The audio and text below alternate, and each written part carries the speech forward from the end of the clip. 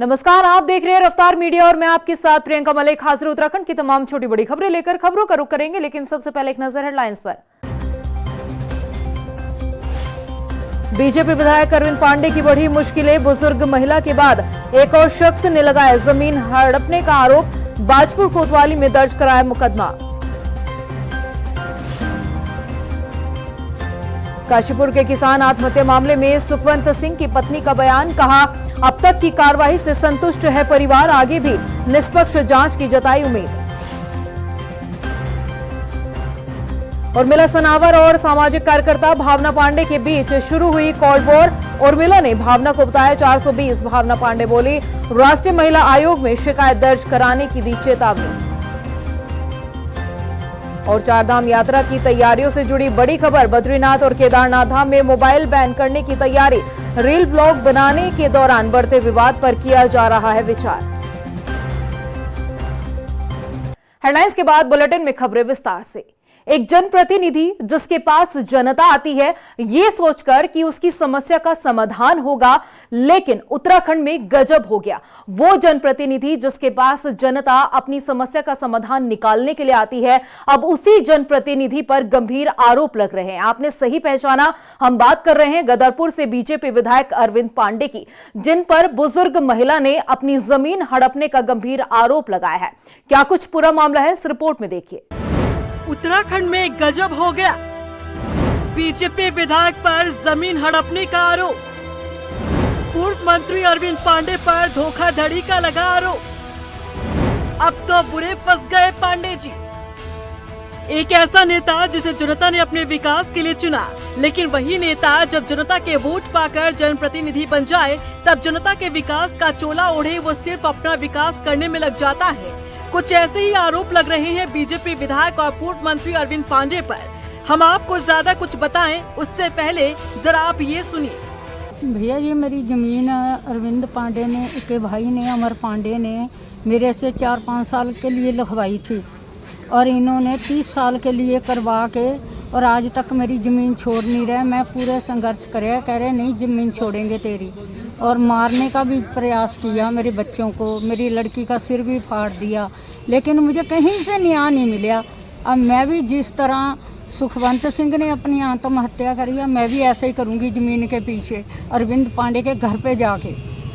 ये मामला उत्तराखंड के उधम सिंह नगर जिले का है। ग्राम बिजपुरी कैलाखेड़ा की रहने वाली 65 साल की परमजीत कौर और उनके बेटे अवतार सिंह ने बीजेपी के गदरपुर विधायक अरविंद पांडे पर जमीन हड़पने का आरोप लगाया है। और ये आरोप सिर्फ अरविंद पांडे पर ही नहीं, बल्कि उनके भाई अमर पांडे पर भी लगा है। इंसाफ की मांग करते हुए परमजीत कौर और अवतार सिंह भरी ठंड के बीच एसडीएम दफ्तर के बाहर धरने पर बैठे रहे।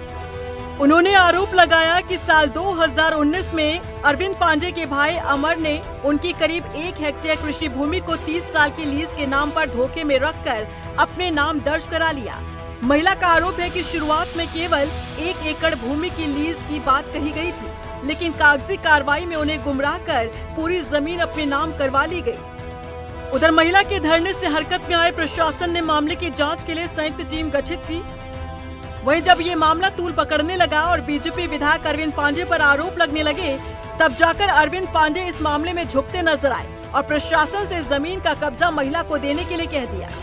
और आज मैं बिल्कुल अपने पूरे होशो हवास में बाबा केदार को साक्षी मान के, उत्तराखंड को साक्षी मान के मैं आज यहाँ एसडीएम के पास आया हूँ, ये कहने के लिए कि जो आरोप मेरे पे लगे हैं कि बूढ़ी माँ की ज़मीन मैंने छीनी है, हड़प ली है, दबाव में ले लिया है, तो मैं एसडीएम से कहने आया हूँ कि उस ज़मीन को, उस बूढ़ी माँ को कब्जा तत्काल आज ही दिलवा दिया जाए। अब विधायक जी का यूं यू टर्न लेना कई सवाल खड़े करता है। सवाल ये कि क्या बुजुर्ग महिला ने जो आरोप लगाया बीजेपी विधायक अरविंद पांडे पर, क्या वो सही थे? क्या अरविंद पांडे को अपनी छवि खराब होने का डर सता रहा था? क्या अरविंद पांडे ने बीजेपी की छवि को धूमिल होने से बचाया, या फिर 2027 में फिर से खुद को रिपीट होने का रास्ता साफ किया? ये तमाम सवाल अब सियासी गलियारों में घूम रहे हैं। रफ्तार मीडिया के लिए देहरादून से ब्यूरो रिपोर्ट। वहीं गदरपुर से बीजेपी विधायक अरविंद पांडे की मुश्किलें यहीं पर रुकने का नाम नहीं ले रही है। आपको बता दें कि बुजुर्ग महिला के बाद अब एक और शख्स ने गंभीर आरोप लगाया। आपको बता दें कि इन्होंने भी बीजेपी के विधायक अरविंद पांडे पर जमीन कब्जाने का आरोप लगाया। इतना ही नहीं, पीड़ित ने बाजपुर कोतवाली में जमीन कब्जाने की रिपोर्ट भी दर्ज कराई है और पुलिस से मदद की गुहार लगाई। वहीं इस मामले में एसडीएम अरमिता शर्मा ने मामले की गंभीरता को देखते हुए तहसील चकबंदी और पुलिस की संयुक्त टीम का गठन कर जांच का आश्वासन दिया है। आज ही कोतवाली आने का कारण यह है कि मैंने एक बूढ़ी माँ को देखा कि बूढ़ी माँ जो है वो इतनी हिम्मत जुटा रही है इन लोगों के खिलाफ, तो मैं नहीं जुटा सकता क्या? मैं उससे प्रभावित होकर बूढ़ी माँ से जो है ये मतलब मैंने ये मन बनाया कि हाँ भी मुझे भी इसमें कुछ ना कुछ करना चाहिए। और दूसरा यह है कि मैं बीपी और हार्ट का पेशेंट हूँ। अगर कुछ भी हुआ मुझे तो वो इन लोगों की जिम्मेवारी होगी, अरविंद पांडे और अरविंद पांडे के परिवार, देवानंद पांडे, अमर पांडे, इनके परिवार की जिम्मेवारी होगी। अगर मेरे पे कोई हमला हुआ और मेरे पे अगर कोई भी मुझे दिक्कत आई तो इन लोगों की जिम्मेवारी होगी। ये संजय कुमार बंसल जी का एक प्रार्थना पत्र प्राप्त हुआ है जो मुंडिया पिस्तौर में ज़मीन से संबंधित है। उनके द्वारा ये बताया गया है, इसमें प्रार्थना पत्र में उल्लिखित किया गया है कि माननीय विधायक गदरपुर जो है उनके भाइयों के द्वारा मिली भगत करके और उनके रिश्तेदारों के द्वारा मिली भगत करके उनकी ज़मीन को खुर्द-बुर्द कर लिया गया है और मौके पे कब्जा कर लिया गया है। तो इसमें चकबंदी से संबंधित ये मैटर है।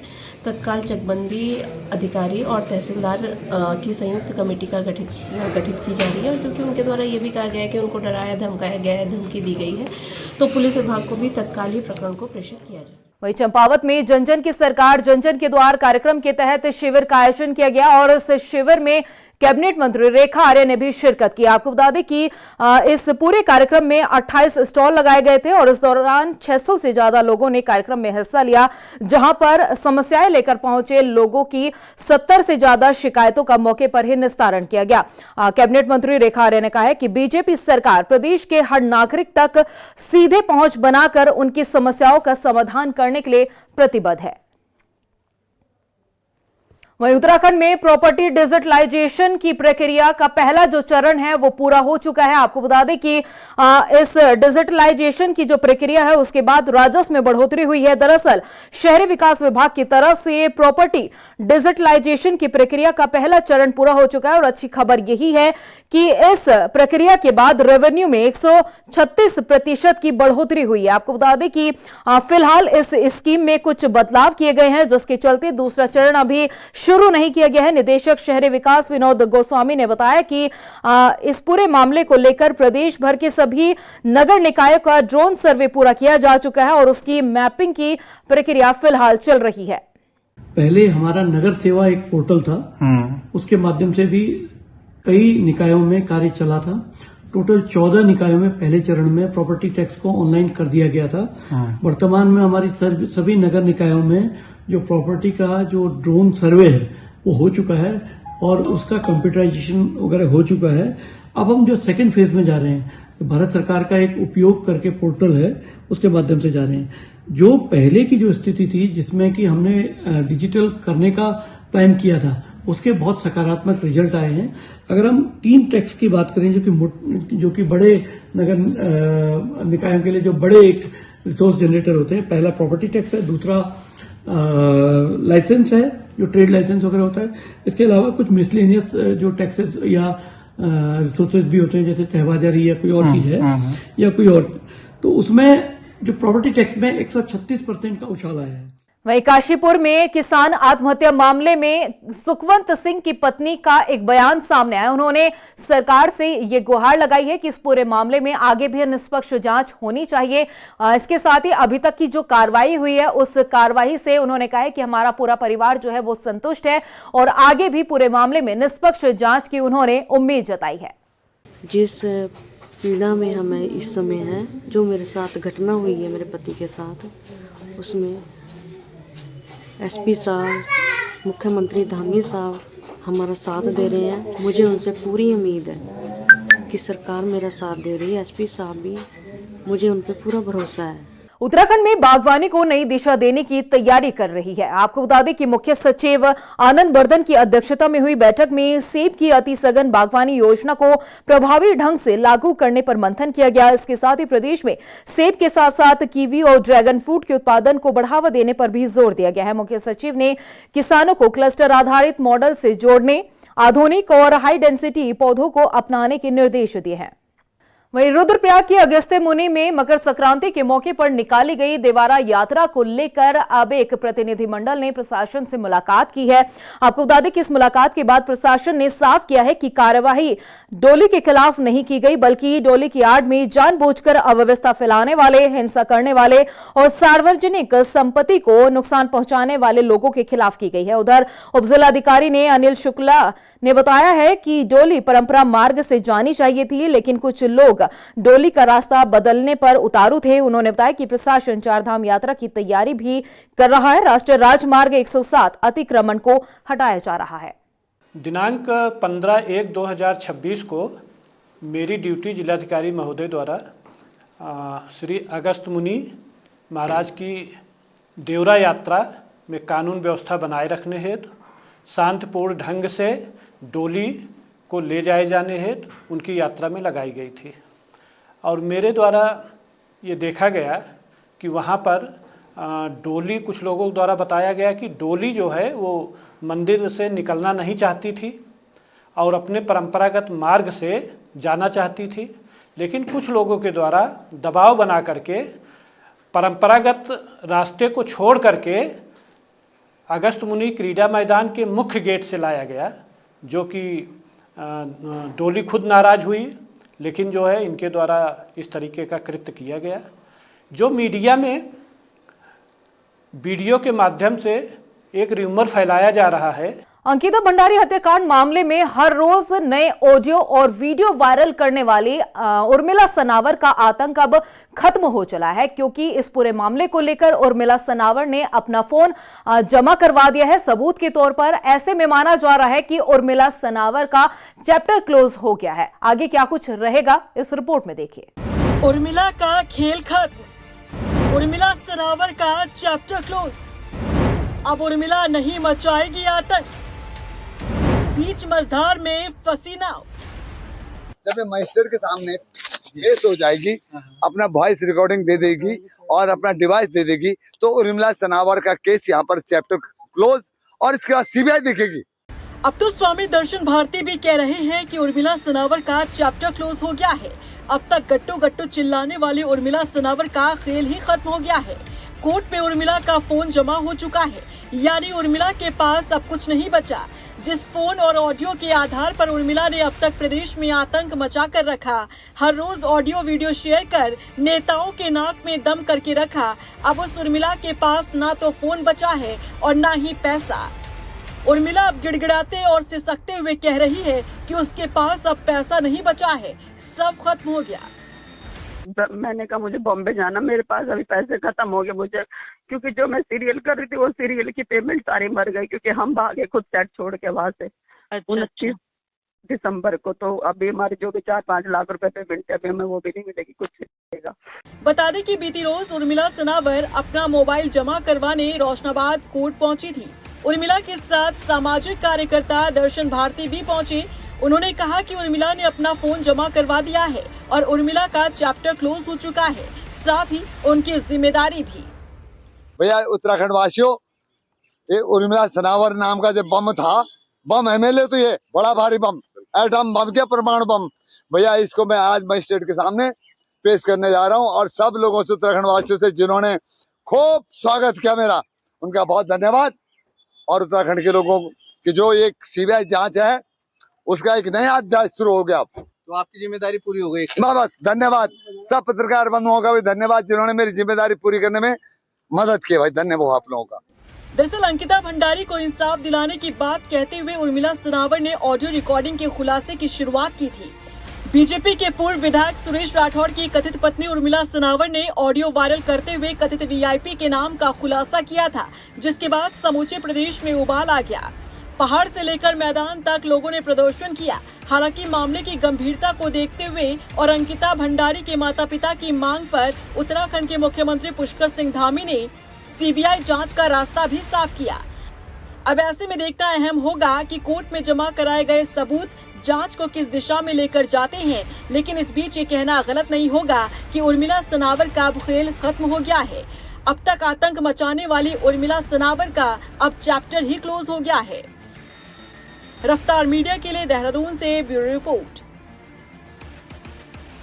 वही उर्मिला सनावर और सामाजिक कार्यकर्ता भावना पांडे के बीच अब कोल्ड वॉर शुरू हो गई। आपको बता दें कि उर्मिला सनावर ने जहां एक तरफ सोशल मीडिया पर भावना पांडे के खिलाफ पोस्ट शेयर कर उन्हें 420 बताया, तो वहीं इस पूरे मामले को लेकर भावना पांडे ने भी उर्मिला सनावर के खिलाफ राष्ट्रीय महिला आयोग में शिकायत दर्ज कराने की बात कही है। देखिए, पहले उसने भाजपा की वेब सीरीज करी, अब मेरी क्या वेब सीरीज करेगी? मेरी तो कुछ है ही नहीं। और दूसरी बात यह है कि देखिए, वो एक मानसिक रोगी है और वो उसके पति का वीडियो देखा होगा आपने, और वो कैसी महिला है जो दूसरे के पति को अपना पति बता रही है। आप खुद देखिए, अपने ही बेटे पे रेप का मुकदमा दर्ज करती है। कैसी माँ होगी जो अपने बेटे पे रेप का मुकदमा दर्ज करेगी?